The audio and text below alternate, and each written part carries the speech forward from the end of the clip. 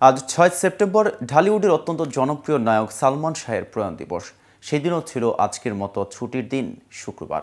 আজ থেকে ঠিক ২৮ বছর আগে ১৯৯৬ সালের ৬ সেপ্টেম্বর ওই দিন শরতের সকালে সমকালীন ঢাকাই চলচ্চিত্র অঙ্গনে সবথেকে বড় শূন্যতা তৈরি করে বিদায় নিয়েছেন সালমান শাহ। এসেছিলেন ১৯৭১-এ, চলে গেলেন ১৯৯৬-তে। মাত্র ২৫ বছর।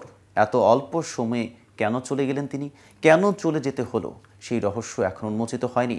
চলছে বিচার। তবে আসলে কি ঘটেছিল সেদিন? স্কাটন রোডের ফ্ল্যাটে কি হয়েছিল সেই শুক্রবারে? সেই রহস্য উদ্ঘাটন করা হবে আজকের এই ভিডিওতে। আর কেটিভি শোবিজ চ্যানেল থেকে আপনাদের সাথে আছে আমি মেহেদি হাসান। চিত্রনায়ক সালমান শাহ তখন থাকতেন রাজধানী ঢাকার নিউ স্কাটন রোডের স্কাটন প্লাজার একটি ফ্ল্যাটে।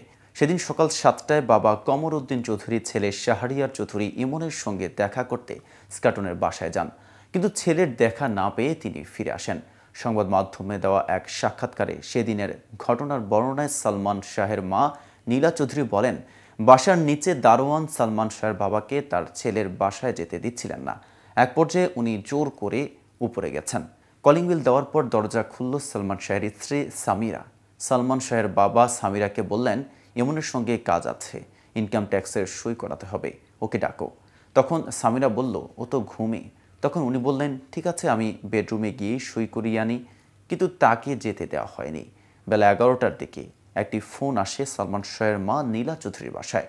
ওই টেলিফোনে বলা হয়, সালমান শাহকে দেখতে হলে তখনই যেতে হবে। টেলিফোন পেয়ে নীলা চৌধুরী দ্রুত ছেলে সালমান শাহের বাসার দিকে রওনা হয়েছিলেন। তবে সালমানের স্কাটনের বাসায় গিয়ে ছেলে সালমান শাহকে বিছানার ওপর ফিট হয়ে পড়ে থাকতে দেখেন নীলা চৌধুরী। স্কাটনের বাসা থেকে সালমান শাহকে হোলি ফ্যামিলি হাসপাতালে নেওয়া হলে সেখানকার চিকিৎসকেরা তাকে মৃত ঘোষণা করেন। এরপর ঢাকা মেডিকেল কলেজ হাসপাতালে ময়নাতদন্ত শেষে বলা হয়, সালমান শাহ আত্মহত্যা করেছেন।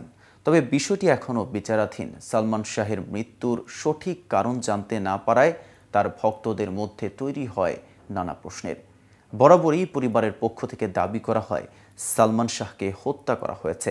নীলা চৌধুরীর অভিযোগ ছিল, তারা হত্যা মামলা করতে গেলেই পুলিশ সেটিকে অপমৃত্যুর মামলা হিসেবে নথিভুক্ত করে। পুলিশ বলেছিল, অপমৃত্যুর মামলা তদন্তের সময় যদি বেরিয়ে আসে যে এটি হত্যাকাণ্ড, তাহলে সেটি স্বয়ংক্রিয়ভাবে হত্যা মামলায় মোড় নেবে। এদিকে এক সাক্ষাৎকারে চলচ্চিত্র পরিচালক বাদল খন্দকার জানান, ছবির কাজের শিডিউল নিতে তিনি সকালে সেখানে গেলে বাসার নিচে দারোয়ানরা তখন বলাবলি করছিলেন, সালমান শাহ রাতেই ফাঁসি দিয়ে মারা গেছেন। চলচ্চিত্র পরিচালক শাহ আলম বলেন, শেষের দিকে অনেক মানসিক চাপে ছিলেন সালমান শাহ। পরিবারের সদস্যদের সঙ্গে সম্পর্কের টানাপোড়েন এবং প্রযোজকদের সঙ্গে বোঝাপড়ার ঘাটতি তৈরি হয়েছিল। কিছুদিন নিষিদ্ধ হয়েছিলেন সমিতিরও কাছে।